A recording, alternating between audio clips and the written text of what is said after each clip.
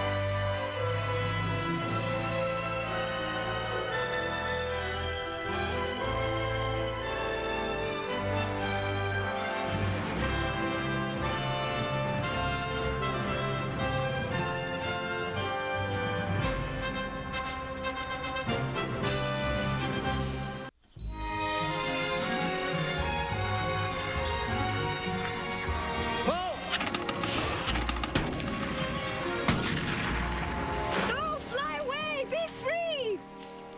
Very funny. My turn. You know, dragging me out here for this pathetic display of marksmanship is not going to change my mind on the Ashton gun ban. Admit it, Ellie. This is fun. Not for the clay pigeons. If the courts declare Ashton's gun ban constitutional, then residents can enjoy shooting like this or hunting or... Having their children shoot people, which is why Ashton enacted the gun ban in the first place. Events like that aren't going to be solved by getting rid of guns. They aren't? No. Miguel, kids don't blow people away with bows and arrows. You know, Ellie, the boss shoots skeet. Oh, man. Now I have no chance of getting him to support me on this gun ban. About as much chance as these pigeons have. Pull! I'll take 50%. Hey, I nicked that second one. Hey! You guys are pathetic. Give me one of those guns. Oh, this is going to be fun. All right, let me load it for you. Okay. And keep it tight in your shoulder. And rock with the kick. And when those pigeons fly, you got to lead them by... Pull!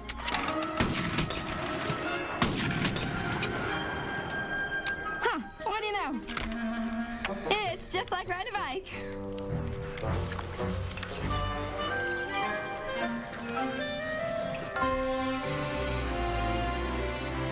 My nephew, David, 7 years old, has to pass through a metal detector to get to first grade. That is disturbing, Esther, but it still doesn't tell us whether or not the town of Ashton has the right to ban all guns. The people voted for it. Not all the people. And if one man in that town wants to own a gun, doesn't he have the right? It depends what the framers had in mind when they wrote the Second Amendment. Fear of lobsterbacks. Excuse me?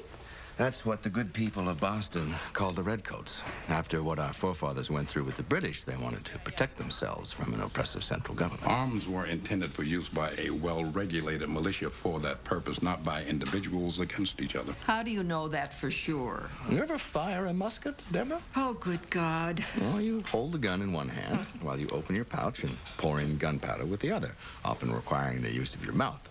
Then you stuff the powder down with a powder stuffer. That's Harvard speak for ramrod. Is there a point to this? Those weapons, pistols, muskets, the ones familiar to the framers, were most effective to militias firing against the front lines of an army. Rewriting history, Justice Snow? Oh, just trying to add some historical context to the framers' intentions, Joe. The point was to allow citizens to defend themselves. That's why Jefferson said, no free man... He owned slaves, too, you know. May I please finish? No free man shall be debarred the right to bear arms. I'm curious, Joe. How do you think Thomas Jefferson would have interpreted the Second Amendment living in an age of MAC-10s and semi-automatics? Resistance to sudden violence, not only for the preservation of my person, my limbs, and life, but of my property, is the undisputable right of nature. Thomas Jefferson didn't say that. You're right. John Adams did. But I believe he went to Harvard, too. There is no way that gun ban is going to stand, Brian. Joe has already assured me that he can convince Bancroft. Now, how does it feel? Fine, fine. Well, hey, let's give him a chance. See what he can do. Can you lift your arm up here a little? Yeah, I know you have a rapport with Michael, but hey, we crowd him. He's going to get defensive. Now walk around just a little bit. Arlene, it is just fine. Good, I see here. You can bury me in it. Oh. Ow! Sorry. I gotta go, Brian. Arlene's adjusting my tux for Henry's damn annual get-together Saturday night. Well, no. As a matter of fact, she took it in. Oh, you must be weak from all that weight you've lost. Hello? Oh, Arlene, good. I'm glad you're here. Which shall I go with? The pepper-seared scallop or the miniature lump crab cakes? Let me taste something. I was going to ask Tom, but the only food he likes is covered in barbecue sauce. Well, that's not true. I happen to have a very cultivated palate. What's this? Simon tartare and quail egg on raisin bread. Oh, Henry, I've been stabbed and poisoned. It's not even lunchtime yet. We're so looking forward to your party, Henry. And it's so nice that the whole court will be there. Big fun, Henry. But don't be offended if we have to leave early. Our anniversary's the next day. 40 years. Isn't that something? I'll say. We should celebrate. I'll tell the caterer to make a cake. I was just at a 50th, where the couples renewed their vows. Henry, Arlene and I would prefer to celebrate our anniversary alone at Citronelle the way we always do. Would we? Yes, we would, dear, because you love me and you know I don't like parading my private life around in public. That's why we eloped. Oh, I thought it was because you were broke. I better order up those crab cakes. Nice to see you, Arlene. This has to be some sort of record. The court has never had so many friends. Well, the gun ban is the biggest issue since Roe versus Wade. The Supreme Court hasn't heard anything on the Second Amendment since 1939.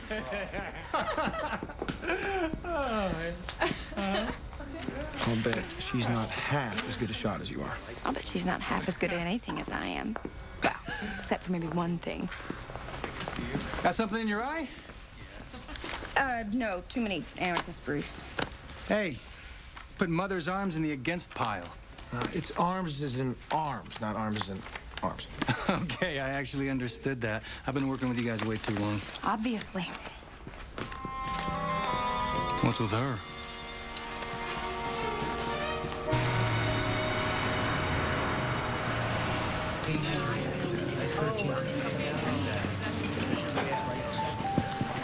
Teddy, good to see you. Senator. Yeah. Yeah. So glad you could get away. Yeah. You seem uncomfortable. No, not at all. There's nothing improper about a Supreme Court justice sitting down and having lunch with a senator. I'm aware of that. It might even help my image being seen with you. Maybe, Senator? Thank you. Scotch rocks, please. Yes, sir. So how are you? Exhausted, actually. Yes, well, fighting the good fight is never easy, especially one that's this important. You know I can't discuss it. I wouldn't dream of asking you to. Even if I were confident of how things were progressing. If? It's not quite as easy as I might have anticipated. Huh. If the court had heard it perhaps a year ago, say, or even 6 months, maybe things would be different? Exactly. Sometimes the newest voice exerts the most influence. Well, then that influential voice should be stopped, don't you think? I really can't discuss it. And you're not. No. Thank you. I'm very impressed. What if I were to tell you, however, that I have information on a certain persuasive justice that would severely minimize his influence? I'd say keep it to yourself. Even if that information might help get guns off the street? No. Thanks for the iced tea. Thought you were going to have lunch. I'm sorry. I seem to have lost my appetite. Well, if you get it back, call me.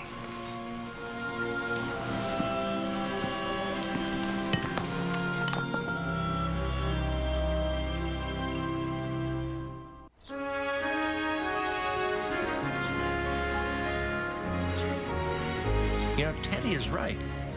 We're not talking about muskets here. What if my neighbor gets himself a bazooka? Do I get a bazooka, Well, I'm not against imposing reasonable limits, Michael. Good, then let's think of the Ashton ban as a reasonable limit. One that allows you to bear all sorts of arms, except for those that fire bullets. Will the criminal abide by that limit? Use a slingshot to rob me? Does the sheep no good to rule against eating meat, unless they get the wolf to agree? Exactly. It boils down to this. Do I have the right to defend myself against anyone who would threaten my life and property? Joe, we're interpreting the law of the land here, not the law of the jungle. We are. But if we deprive citizens of keeping arms to defend themselves, don't we also expose them to the risk of having their property taken without a trial by jury? A sword never kills anyone. It's a tool in the killer's hand. I'll take that as a vote to overturn the ban. Take it as a maybe I'll vote to overturn the ban. Guess you missed law school the day they lectured on photocopying. I would have failed anyway. Machines hate me. Technophobic. There are support groups for that. Let's see, you want it collated? Yeah. Stapled. Sure. How many copies? 3. One-sided to one-sided, 1 to 2, or 2 to 2? I just want 3 copies. Okay. So we just do this. Well, if law thing doesn't work out for you, you always got something to fall back on. So have you figured out what you're going to wear to Hostin's party? Oh, I really haven't given it that much thought. Can I ask you something personal? I just told you I was a technophobe. It doesn't get much more personal than that. Are you interested in Miguel? Not at all. If you are, that's fine. We're not. I mean, I'm not. Not my type. Okay. I just thought I'd ask. I don't like to step on anyone's toes. Thank you. And I appreciate you considering my feelings. Most women wouldn't even ask. They just sort of plow right through. You go, girl. Okay. Well, see ya.